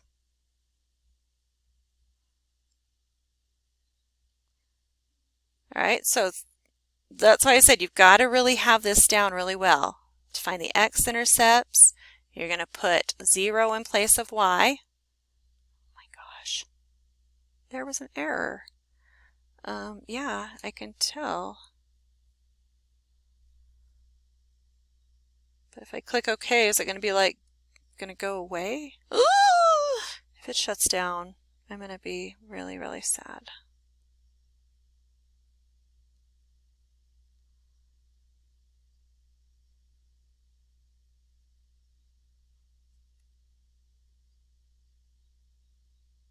Come on, program, respond. All right, I might have to go over here to this other. Let me go over here to this one. This is just a little notepad. So, all right, so let's do. So, all right, so we said our y-intercept, right? That's where you are going to let x equal 0. And so let me write down the equation. So we have y equals -2 times x plus 2 times x plus 6. So to find the y-intercept, we're going to let x equal 0. Because I'm trying to solve for y. I don't want to put anything in for y. I'm trying to solve for y. So I have -2 times 0 plus 2 times 0 plus 6. And then I really have -2 times 2 times 6, right? When I just figure out what each of those factors are, and then if I multiply those together, what do I get?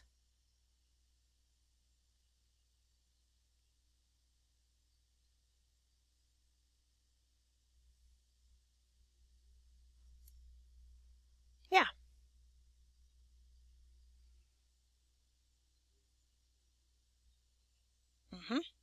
So 0, -24. That is how you'd write that. All right, then, so we found the x-intercepts, the y-intercept. Now we need to find the vertex of this. And really, to find the vertex when it's in this form, we know what our x-intercepts are already, right? So we want to do the same thing that we did before, where we're going to find halfway in between them. So let me write this down again. What were our x-intercepts that we found?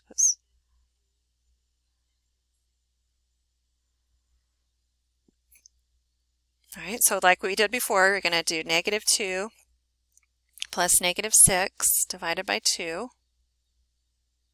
All right, and that's what our x equals in our vertex. That's what we're finding here now. So x equals -4. Then how do I find my y? Yep.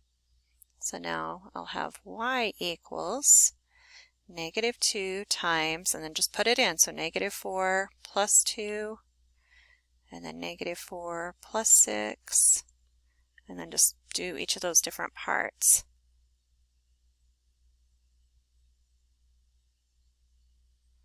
All right, and then what's -2 times -2 times +2?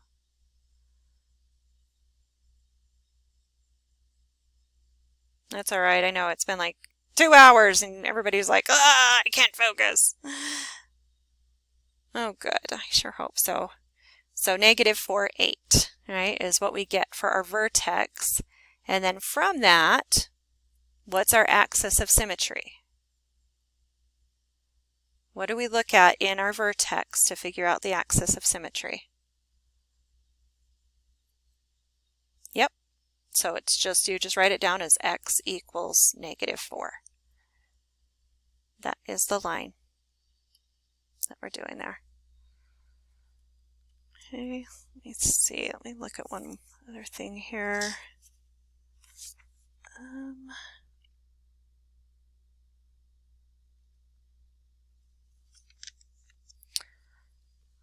Dear, is that going to let me? look at these anymore. Yeah. I mean, it's pretty bad when Adobe's like, yeah, I'm tired. I can't do this anymore.